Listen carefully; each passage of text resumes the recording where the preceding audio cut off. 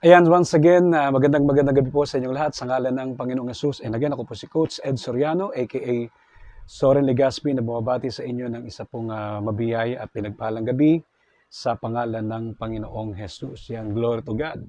Glory to Christ Jesus. Yan. So, siyempre, no, bagong taon na po, kaya kayo po binabati ko ng a blessed and a happy new year, isang pinagpala. Yan, yan. At isa pong masayang bagong taon ang sumating lahat sa pangalan ng Panginoong Hesus. At syempre, no, in advance, kayo po inanyayahan ko sa darating na linggo, no, from 8 to 9 in the evening. Huwag natin kalilimutan kapag linggo na, yan, STGN na, which simply means, no, spread the good news. Let us be a blessing, spread the good news. Kaya, ngayong gabing ito, patikim po ito para sa atin pong episode sa darating na linggo. Ayan, so, yan po atin pong pinamagatang, no, New Year's wish. So ano kaya yung atin pong mga very common sa madalit sabi na yung kumbaga masasabi natin, no, nang sabi nga diyan yung marahil, no. Siguro ganito yung ating mga wish. Malalaman niya natin sa darating ng linggo. And before that, syempre, no, nais ko lang po i-quote yung sinasabi ng Bible regarding that matter, no, New Year's wish. Yan. So wish ko lang, ayan, no, kita mo yan. Sabi kasi dito sa John chapter 15 verse 7, sa Gospel according to St. John, chapter 15 verse 7, it says, sabi sa New International Version, yan. In the New International Version of the Bible, John 15:7 says, if you remain in me, and my words remain in you, ask whatever you wish, and it will be done for you. So, kinukonfirm po ng salita ng Diyos yung atin pong sinasabi, no? Patungkol sa darating nating episode sa itong linggong ito, no? Yan, so, that is January 5. Yan. Okay. So, ang sinasabi dyan, di ba? If you remain in me and my words remain in you, ask whatever you wish. Kaya nga po sa darating na linggo, ang ating pong episode is all about New Year's wish. So, ano nga po ba yung inyong kahilingan? Ano nga po ba yung ating kahilingan ngayong bagong taon? So, wag natin kalilimutan ang sinasabi ng salita ng Diyos, and I quote, dito po sa ASND, which simply means ang salita ng Diyos, ganito po ang sabi. Yan. Okay, kung nananatili kayo sa akin, o kung mananatili kayo sa akin, natawa po ako kasi sabi ni Brother Chris, masarap eh. Sabi ko kasi masarap. Sabi niya, patikim daw. Sabi po dito is this, no? Kung mananatili kayo sa akin, at ang mga salita ko ay mananatili sa inyo, mind you, take note of that words from the scriptures, from the Bible, ipagkakaloob ko ang anumang, sabi ito, no, kahilingan o anumang hilingin ninyo. So, yan po yung sinasabi na maliwanag pa sikat ng araw, kung mananatili kayo, which simply means tayo, sa Kanya, sabi ng Lord, so, kung mananatili kayo sa akin, at ang mga salita ko ay mananatili sa inyo, ipagkakaloob ko ang anumang kahilingan ninyo. Kaya, particular sa atin pong episode sa darating na linggo, no, lapat na lapat yung awiting ipaparinig ko sa inyo ngayon. And this song was entitled, so mind you, no, paalala lang po, and nais kong sabihin sa inyo na madalas, no, alam nyo naman po yan, yung mga tinutugtog ko rito, inaawit natin, ay pawang original compositions ko po, no. Yan po'y biyaya ng Diyos, salamat sa Panginoon, at dahil dyan pinupuri natin siya. Kaya, this song was entitled, no, sabi, darating, yan. Hindi ko na makalimutan. Darating ang iyong inihiling. So, this song was entitled, darating ang iyong inihiling. Kaya, tayo pinapaalalahanan na huwag tayong magsawa. Huwag tayong manghinawa. Kaya sabi nga, di ba, sa ating tinungayan, kung mananatili kayo sa akin at mananatili sa inyong salita ko, hingin ninyo ang inyong maibigan at ipagkakalob sa inyo. Kasi kapag tayo nananalangin, tatlong bagay ang sagot ng Diyos eh. Pwedeng yes, pwedeng no, or wait. So nasa Kanya po yung pasya. No? Nasa Panginoong Kristo yung pinaka-control. Kaya kung hindi pa panahon ng ating kahilingan, maghintay tayo. At kung hindi talaga para sa atin yon, di ba, tanggapin natin yon. At masanapin natin, masingin natin yung gusto ng Panginoon. At kung halimbawa naman, no, tinitesting tayo ng Panginoon, all about patience, magpasalamat tayo sa Kanya. At tingin na lang natin sa Lord na, Lord, tulungan mo ako Di ba? Sapagkat one of the fruit of the Spirit is yung patience, yung katyagaan. So magtyaga lang. Sabi nga, pag may tyaga, sa mundo may nilaga. Pero sa atin, pag may tyaga, may himala, may pagpapala. Galing kay Yahweh El Shaddai. Kaya nga, as an introduction, sabi rito, di ba? Alam naman natin yan. Talking about New Year, no? New Year's Day, sabi rito, is the first day of the calendar year, which is celebrated on January 1st. Yun naman po yun eh. Kaya nga alas 12, di ba, ng 31, di ba, di ba, sumisigaw tayo ng Happy New Year. So, signal po yun na pumasok na ang panibagong taon. And that is January 1st. It marks the beginning of a new year and is celebrated in many cultures or many cultures around the world. Yan naman po yung pinagdiriwang talaga, hindi lang sa atin, no? Hindi lang sa probinsya, hindi lang sa iba't ibang bansa, kundi sa lahat ng bansa. Ang bagong taon ay ang unang araw, no, ng kalendaryo ng taon na pinagdiriwang tuwing, di ba, ika-1 ng Enero. Ito ay nagpapahiwatig ng simula ng panibagong taon at pinagdiriwang sa maraming kultura sa buong mundo. Yan. Kaya sinasabi nga dito ni Oprah Winfrey, sabi ni Oprah Winfrey, no? Cheers to a new year and another chance for us to get it right. So kung tayo man po ay nagkulang, di ba? Sabi nga diyan, isang toast, isang tagay para sa bagong taon at isang pagkakataon para maitama natin ito.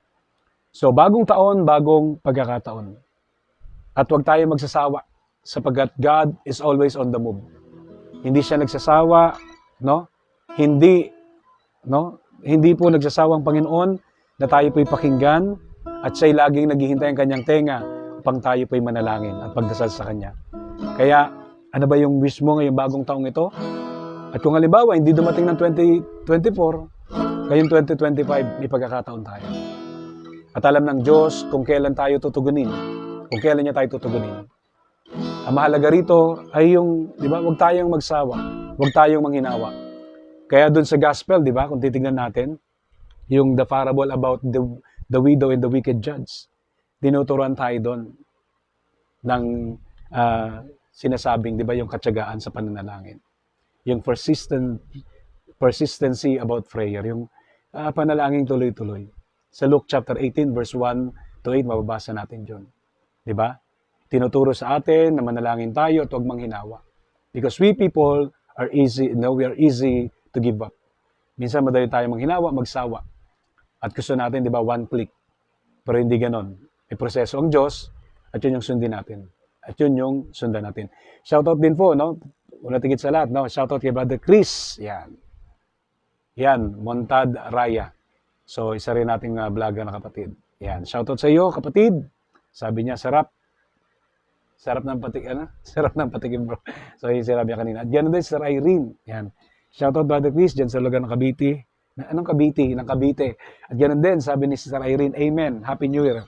Happy New Year din po. Ayan, at ito na po yung awiting related sa darating nating episode sa, ayan, Sunday. And it was entitled, Darating ang iyong inihiling. Yan. So, sabi nga dito, no? Ano ba yung ating New Year's wish? What is your New Year's wish? Ano ba yung kahilingan mo ngayong bagong taon? At kung may kahilingan ka, pagpatuloy mo. Patuloy kang humingi, patuloy kang manalangin sapagkat ang Diyos ay dumirinig. Ayan, at shoutout din kay Brother Romeo Rodriguez. Yan, isa sa masipag natin na lagi nagbabato ng bituin. Ayan. At ganoon din si Sir Jing Bristol. Ayan. So, ayan, kung gusto nyo po. Ayan, okay. Ayan, shoutout sa inyong lahat dyan. So, ayan, nagbato na agad si Brother Romeo. Salamat, Brother Romeo. Talagang pinagpala ka sa lalaking lahat. Napakaganda ng iyong kalooban. Praise the Lord. At ganoon din si Sister Emmy Gutierrez from Pampanga. Yan, si Brother Romeo dyan yan sa lugar ng Pamana sa may Sabalo. Mabuhay ang mga taga-Pamana. Yan, Sir Jing. Yan, from Makati City. Pero ngayon ay nandiyan po siya sa lugar ng Cavite City. Anong Cavite City? Cavite City rin. Bisaya Kamandong. Ayan. Sabi niya, a blessed and happy New Year, brother. So, Shoutout sa inyong lahat dyan, no? Most especially, Brother Romeo, ayan, Happy New Year din, ha? Sabi niya, Happy New Year po. Kaya, meron tayong New Year's wish, at kung meron kang New Year's wish, ipaglaban mo. Kung meron kang New Year's wish, tiyagain mo sa panalangin, lagi mong tuhurin, sapagkat darating ang ating inihiling.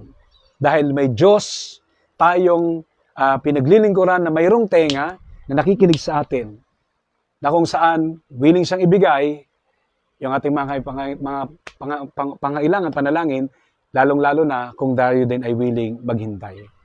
So, siya po ang Diyos, tayo kanyang nilalang, at dapat siya yung mag-control, manguna, hindi tayo.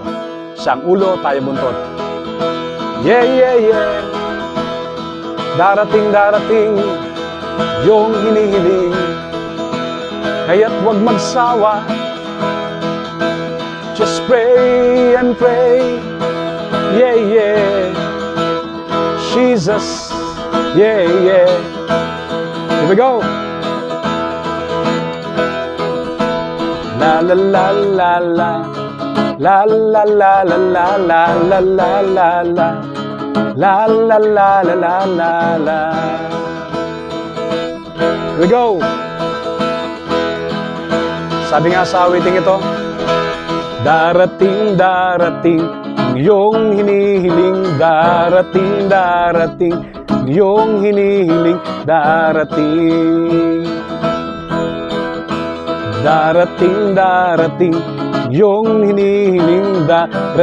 Darating, yung hinihiling. Darating. Masakit sa kamay yung fret ng gitara ko, masyadong mataas. Kaya darating din yan, no? Yung bagong gitara galing kay Lord. Kaya tis-tis muna tayo. God answers prayers. Yeah, yeah. Darating, ang iyong hinihiling. Darating, ang iyong hinihiling. Darating. Kaya nga sabi sa awiting ito, paalala sa atin, kaya't huwag magsawa, huwag kang manghinawa. Just keep on praying, at ang prayers mo'y darating. Totoo po yan. Tsaga-tsaga rin pag may time. Do not give up. Just pray, and God will answer and will make a way. Yes, darating, ang iyong hinihiling. Darating, ang iyong hinihiling. Darating. We go now. Darating, ang iyong hinihiling. Darating, ang iyong hinihiling. Darating. Kaya't huwag magsawa, huwag kang manghinawa. Just keep on praying, at ang prayers mo'y darating. Sabihin mo, amen, darating. Darating, ang iyong hinihiling. Darating, ang iyong hinihiling. Darating. Minsan pa, darating, yung hinihiling. Darating,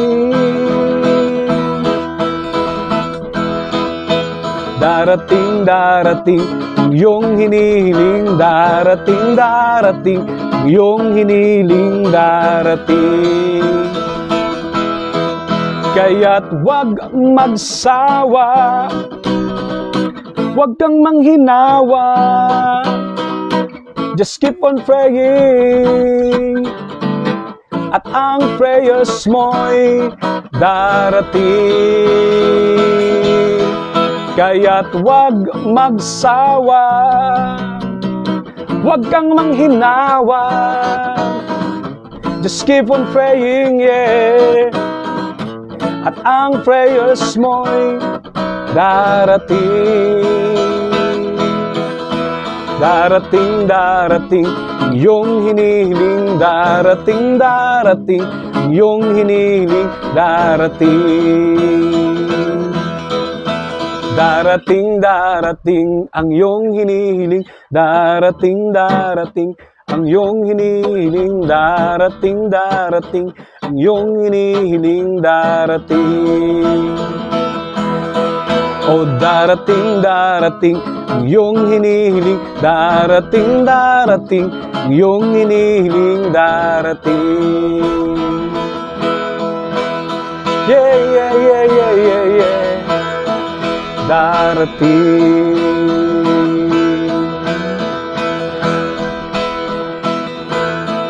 Huwag manghinawa, huwag magsawa. Just pray and pray and pray. Just pray and pray and pray. Just pray and pray and pray. And God will make a way. Yeah, yeah.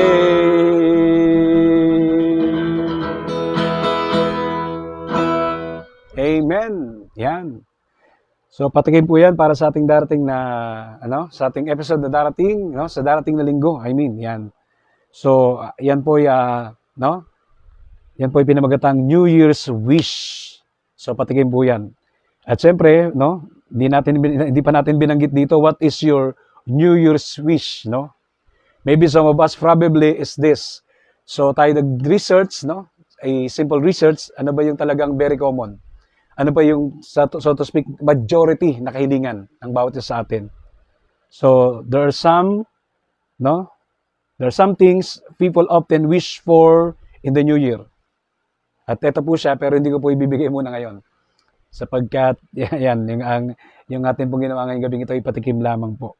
For our episode, sa darating na January, sa January 5, yan. Okay. So, yun, o sa January, tama, yan, January 5. Okay. So, 4 kasi, gawain natin sa Ambel, that is Sunday, yung ating pong program from 8 to 9 in the evening. Kaya pag linggo na, STGN na, which simply means spread the good news. Let us be a blessing, spread the good news. Tayo po yung maging biyaya, tayo po yung maging pagpapala sa maraming tao sa pamagitan ng pagbabahagi ng mabuting balita. Good news only. Doon po tayo sa good news lang. At syempre, shoutout muna tayo dyan. Ganun din po sa ating pong minamahal na kapatid from Pangasinan. Shoutout kay Brother Christopher de la Cruz. Dapat niyang pinapalakpakan yan. Syempre sa inyong lahat, dapat niyang pinapalakpakan yan. At ganun din po sa ating pong minamahal na kapatid, yan, mga ngaral ng salita ng Diyos, na yan, isa sa maurag, talaga namang isa sa uragon, isa sa ating tugang sa agurangnan, si Brother Richard J. Messina, ayan, na ngayon po ginagamit ng Panginoon, yan po naman sa lugar ng Batangas as of now, for now, yan. Yan, so Noy, happy watching and blessed watching sa iyo ngayong gabing ito. At syempre, bago ko po makalimutan, huwag niyo pong kakalimutan. Ayun, okay talaga, bago ko makalimutan, huwag niyo kalimutan. So please do follow my FB page, itong Be a Blessing, spread the good news. Pwede po tayo mag-share dyan if you want, Pwede tayo mag-share dyan all about the good news, all about the gospel, all about Jesus, so to speak. So ito pong, yung pong FB page na yan, ay atin pong nilikha, upang maibahagi ang mabuting balita, upang maipalaganap ang salita ng Diyos. At upang siyempre, mabigyan natin siya ng malaking karangalan. Sapagkat, sabi nga, madalas natin napapakinggan, lalong-lalo na ngayong panahon ng ating pong pagdiriwang, Christ is the reason for this season. Siya yung dahilan ng ating pong pinagdiriwang. Siya yung dahilan, di ba, sa ating pong panahong pinagdiriwang. So, Jesus Christ is the reason for this season. At naniniwala tayo sa katotohanan na ang Pasko sa simpleng kahulugan ay ang pagdating ng Kristo. Ang pagdating ng tagapagligtas. Yan. Kaya, that is the good news. Di ba? Mababasa din natin yan sa Luke chapter 2, verse 10 to 14. Kaya nga sinasabi doon, di ba? Hosanna in the highest, di ba? Papuri sa Diyos sa kaitaasan at sa lupay kapayapaan sa mga taong kinalulugdan niya. At pakikita natin doon, yung katotohanan na maliwanag pa sikat ng araw, diba? Na ang Panginoon, ang Mesiyas ay ipinanganak na. Sabi nga sa awitin, diba? Christ, the Savior is born. Yan. Long time ago, in Bethlehem. Yan. So, marami pong salamat. Thank you for watching everyone. At ganoon din po, no, kung kayo po iba, kung kayo po maluwag sa inyong kalooban, please do send support for me. Yon. At syempre, no, kaya katulad kanina, si isa nating kapatid, si Brother Romeo, salamat, no, sa kanyang pag-send ng star. So, you can support me freely. Siyempre, mangyari lang po yan kung meron kayong GCash app, no? GCash app. Dapat meron kayong GCash application para makapag-send kayo ng star. Hindi po yung drawing. Hindi po yung mga nandyan po sa chat box natin or sa ano, di ba? Yung ginagamit for sending messages. Hindi po yung star na yon. Kundi dapat doon po sa GCash application. Doon kayo pwedeng makapag-send ng stars as your support sa akin. At syempre, no, pwede nyo rin pong ibahagi, no, yung atin pong ginagawa ditong live broadcast. No? Pwede nyo i-share yung ating mga video na yan. Kung kayo po sa tingin nyo nakakatulong ito po yung biyaya sa inyo at sa iba rin sa tingin nyo, feel free to do so. And super thanks in advance sa inyong gagawin yan. Kaya again, no, happy watching, a blessed and a great and blessed evening sa inyong lahat. At salamat po sa inyo pong walang puknat, walang sawang patuloy na pagsuporta sa atin pong venture na ginagawang ito, sa atin pong pagbablog na ito. At ang Diyos pong magpala sa atin, sa inyo pong kagandahang loob. At mabuhay po tayong lahat at laging mabuhay ang Panginoong Hesus sa buhay natin. And again, ako po si Coach Ed Soriano, na nagsasabi sa ating lahat, a big God bless you and God bless you more and more in Jesus' mighty name. At ang kinin natin, greater things are yet to come. Bagong taon, bagong pagkakataon, at bagong pagkilos mula sa Panginoon. God bless everyone, in Jesus' name. And everybody say malakas at malaking, Amen.